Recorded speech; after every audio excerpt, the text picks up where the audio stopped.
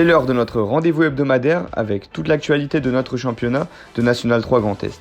On commence avec la scène de joie des Périsiens qui se sont imposés à Mulhouse 3-2. Réaction d'Éric Lucau, entraîneur adjoint de Prix-les-Mézières. Le démarrage, l'entame de la rencontre très difficile. Ce côté droit, on était totalement absent, qui a facilité le rôle offensif de l'adversaire, qui nous en a planté deux, coup sur coup. Et ça a été extrêmement difficile pour nous. Mais ce qui a été bien, c'est notre réaction. La réaction, en 2 minutes de temps, on rétablit une situation qui était compromise à l'initial. Et ensuite, on savait très bien que si on tenait derrière, on aurait des opportunités de marquer le 3e.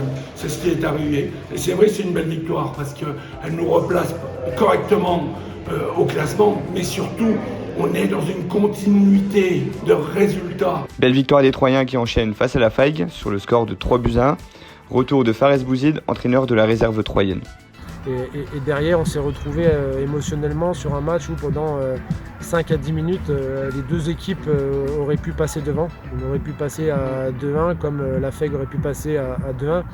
Et au final, on a su profiter d'une opportunité en contre-attaque pour se rendre le match facile et finir à 3-1.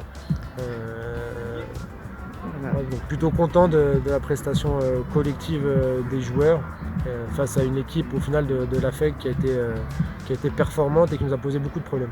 Score nul et vierge du côté de Sarre-Union face à la réserve strasbourgeoise. Large victoire à domicile du côté de Taon face à Bissheim, 3-0 grâce à un doublé de Sanogo, inscrit en moins de 5 minutes de jeu. Colmar continue sa belle série en s'imposant à domicile, 3-0 face à Nancy.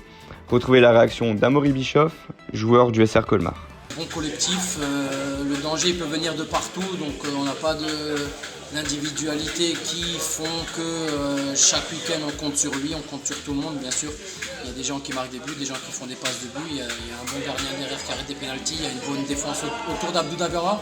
Comme j'ai dit, c'est un bon collectif, on ne se sent pas invincible et de toute façon les victoires appellent les victoires et par métier, je sais que quand tu gagnes, tu as envie de gagner, tu veux continuer à gagner. Et donc voilà, on va aller jusqu'au bout.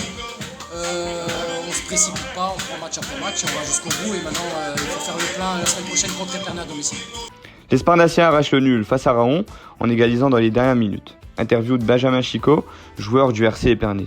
Oui, on sort d'une très grosse série de matchs et on enchaîne cette très grosse série encore la semaine prochaine contre Colmar, qui est leader. On essaye de glaner des points pour le maintien parce qu'on sait que ça va être difficile jusqu'à la fin, ça va se tenir jusqu'à la fin et puis après on verra, il restera 8 matchs après Colmar et gratter un maximum de points, notamment contre nos adversaires directs qui nous restent à jouer, Elkirch, Amnéville, Saint-Louis, Mulhouse. Donc on va s'accrocher pour aller chercher ce match. De belles surprises pour cette 17e journée de championnat. Rendez-vous la semaine prochaine pour suivre l'actualité du National 3 Grand Est et en attendant, je vous dis à bientôt.